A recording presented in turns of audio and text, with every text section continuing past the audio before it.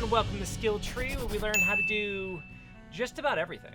Now I want you to paint a scene in your mind. You're a D&D character in the middle of a quest, or perhaps you're part of the Night's Watch camping up north of the wall.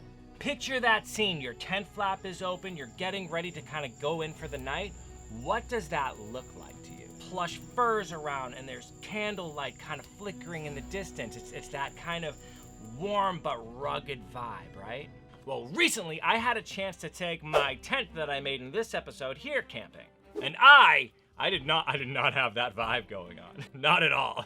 It was like your bag of travel things just vomited onto the inside of it, and that's where I lived for a few days. And the problem isn't just that I'm messy and unorganized, which, I mean, that's a problem. But it's just that there wasn't a place to put my stuff, and I spent so much attention on the outside of the tent and my own garb that I didn't think of treating the inside of a tent like its own character, right? There were some people who had their tents slung wide open and it looked incredible, like something you'd see on Pinterest. It's amazing. But if you opened mine up, you would have just seen like armor laying about and like my phone and wallet laying around. It was immersion breaking. Not only that, but because that kind of really broke the feeling of it, I didn't want to just have my tent open, which meant in the middle of those 90-degree days, it was sweltering inside of there. So there just wasn't going in the tent. I just stayed out of the tent during the day. So in this episode, we want to fix that. We want to remedy it by trying to find some not only cool ways to kind of decorate things and make them look kind of accurate how you want them to be, but also to do so just as cheaply as possible. Oh, also make sure you stick around to the end because we have some projects that you guys, the subscribers, have been making and sharing with me over on the Discord that I'd love to show off. Now, I don't know what this will be. This will be maybe like decorating skills? I'll let Maddie decide. So without much further ado, let's jump right into it and level up whatever this skill is. This one. Now, obviously, step the first was setting up my tent.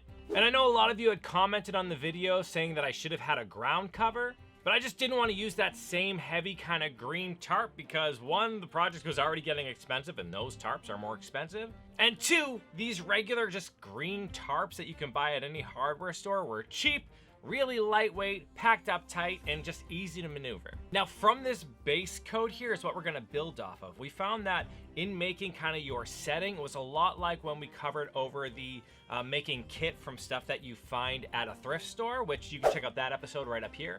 But basically it all just comes down to layering. As long as you're adding all these different interesting like colors and textures as a layer, it's gonna end up looking really interesting. Our first layer though had to be covering over that ugly green tarp. To do that, we just end up using these cheap drop cloths that you can get from like Harbor Freight for $7. Now I could have got one that covered the entire area just by itself, but I already had those two just for my workshop, so I wanted to save a little bit of the money. But this ground cover here does a couple of things. First and foremost, it hides that ugly tarp, right? It already makes it look more aesthetically pleasing. In doing so, it also kind of brightens up that space, like the walls are green and the bottom is green. It just adds that separation that honestly made it feel more open than it was. And then finally, and this is something that Kramer from Living Anachronism covers in his little tent setup where he shows you how to take a modern tent and make it look more aesthetically pleasing. But it's the fact that having like a fabric on the ground, like a carpeted ground somehow, automatically makes you feel more like it's a medieval tent. Don't know why that is. It's just something like reinforced by media or something over the years. But yeah, it 100% it does. It makes it immediately be like, oh, this is kind of posh. This is nice. Now for the actual sleeping option, I kind of played in my head with either like one end of the spectrum, just having kind of a bedroll, and on the other end of the spectrum, making like a full portable Viking bed out of wood and rope, which I may actually still do. If you want to see that, why don't you leave it down in the comment section. But for my first little foray, I decided to use the real easy and portable route and just went for an air mattress. Though after a bit, I was kind of wishing I went for just a bedroll. I get real dizzy doing that, yo. It's not a good thing for me.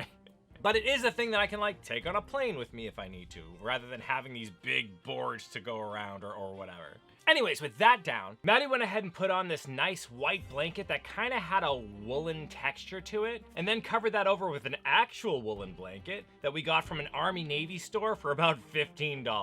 That is another clutch thing. I know we covered going to thrift stores, but check out Army-Navy stores, man. They have really great gear for awesome prices. This whole assembly was then just topped off with this faux fur pillow to complete the vibe. And kind of the biggest takeaway with this portion is you can bring in some modern luxuries like an air mattress or whatever, but as long as you're covering it over with quote unquote accurate, like period accurate textures and layering those together, it's gonna look good and it's gonna hide that anyway, so you might as well be comfortable while you're out there. Now on the opposite wall of the tent, Maddie actually had a really good idea. She just kind of folded up and layered some leather and some plush blankets to make a really loungy kind of sit area for yourself to relax or for you to bring guests into, which is really cool, especially if you have a big open tent like I do, because if you want someone to come in and like spend any time in there, they're either gonna sit on your bed or just be kind of huddled up against the wall. So to have that plush sitting area really adds in that comfort and invites people in.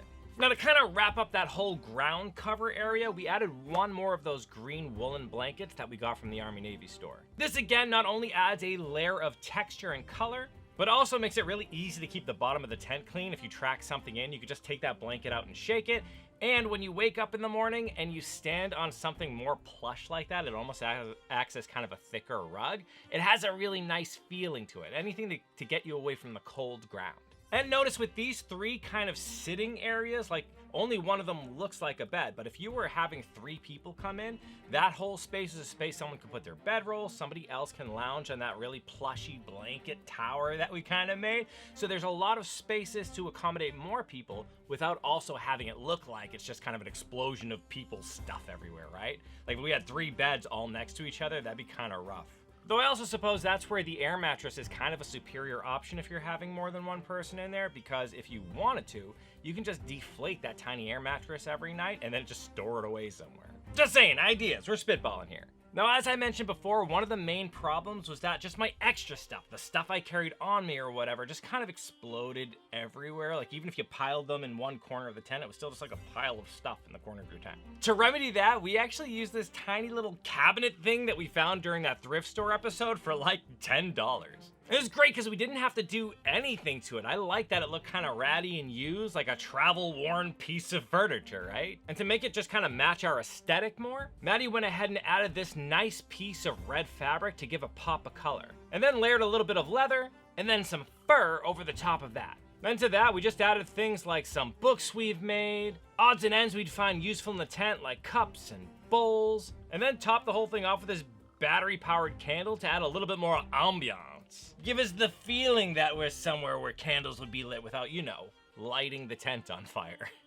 And this little cabinet really turned out great. Not only does it look good and fit the vibe that we're going for, like it's super useful. Like it has a little drawer in which I was able to store my keys, my wallet, my phone, along with like a charger pack so my phone stays charged. All neatly hidden away, not messing up the vibe at all. And already the inside of that's starting to look kind of cool, but I wanted to highlight the fact that everything we've done so far, aside from the tent, which is heavy, is actually really small, lightweight things.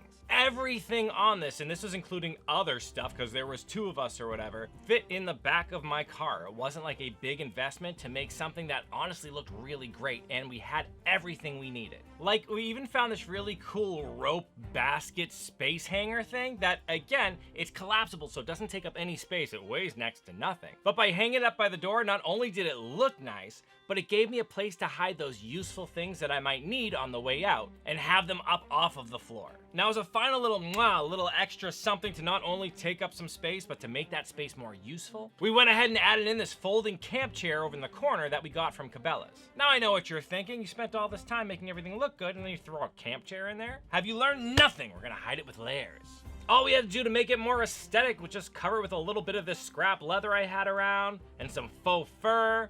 And not only did it make it look good, but it honestly made it more comfortable. It added that whole like layer of fur. It was nice, it was a nice little seat.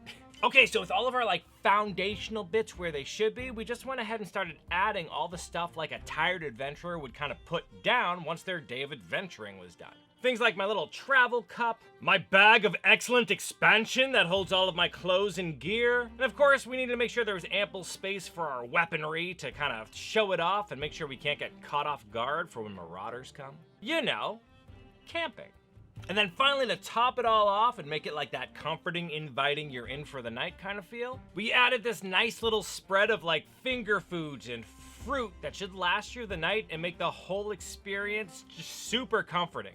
Just anything the posh adventurer would need for a quick snack in the night. And little ads like that and the whole rest of this setup is a lot of fun because it not only makes it look like, you know, you're dressing it up, you're giving your tent a costume, it gets to play a character, but you're also making this space that, I don't know, for me, isn't just like a fun medieval thing, but like that's genuinely a comfortable space I'd want to spend time in. There's a bunch of different surfaces to lay on, there's some food there, there's books, there's like, it's like that little nook you'd make for yourself if you like to read as a kid or even just like play your Game Boy or something, that was small and hidden away and just had all the things that you loved inside of it. It was a really comfortable setup. And then since at that point it was getting darker, I just, along the top ridge of my tent, hung up some of these battery-powered lanterns that I have, the ones you see in the back of my set here, and transformed this whole thing into this gorgeous night scene. Like, check out that vibe. You can't tell me that isn't great. Can you imagine just kind of walking by this tableau as you're on your way to your tent or maybe a campfire with friends? Seriously, if you like to kind of reenact or go to LARPs or whatever, or even if you just kind of are into trying out like glamping, taking the extra time to dress up this space, it's easy and it really pays dividends with just kind of the feeling of relaxation it gives you. Now, though it is fun for me to sit here and make some projects and stuff, you guys have been sending me some amazing projects on the Discord. Like, look at this next level stuff you guys have been giving me. I am continually amazed at the amount of talent that all of you have. And I love the fact that you're sharing them not only with me, but with the rest of the community that's on the Discord. If you're a crafter of any sort, or just kind of want to try your hand at something and want some help with the project as you're going, definitely consider jumping on the Discord so we can see what you're doing. I love watching, especially when you tackle like a project I've done here, and let's be honest, most of you do them better. It's amazing to me to see that, and I'd love to have kind of your voice thrown into it too. So yeah, if you're interested in joining the Discord, link in the description below, join the conversation. Now, I hope you liked what you saw here today. If you did, why don't you give me some of that like it love, and don't forget to subscribe so you know when I release new content. In the meantime, though, keep leveling up, you. Welcome to my end screen. You coming this far in the video either means you're crazy or you really like what we do here. Either way, I really appreciate you being here because it lets the algorithm know that, or assume that you enjoy what I do. Things like that really help support this channel, so thank you so much for that. Speaking of help support the channel, I wanted to shout out these incredible people who make this whole thing possible. And also give a little extra special shout out to my newest high tier level Patreon members: Astari Greenfire, Danessa Statler, Nick, Doodle, Tia Allshouse, Resurrect, and Rich Alex. Again, without the support of my Patreon members, I would not be able to do any of this kind of cool, fun stuff. So thank you, all of you, from the bottom of our hearts. We really appreciate that you give. If any of you would like to join the noble ranks, you can find our Patreon link in the description below. Otherwise, you can click on one of these videos here, which YouTube thinks you'd also like.